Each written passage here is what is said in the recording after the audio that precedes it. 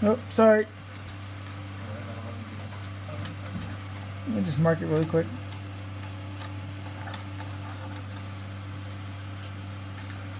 Okay. Just back on.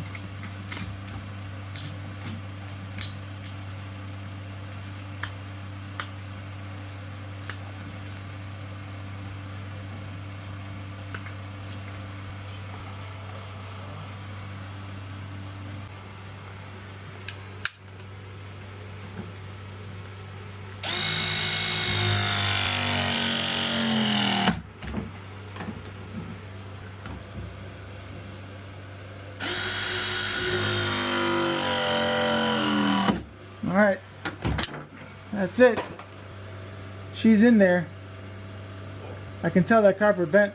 You can see it after I pressed it. There's no way I could have soldered this. It would have to be a Pro Press.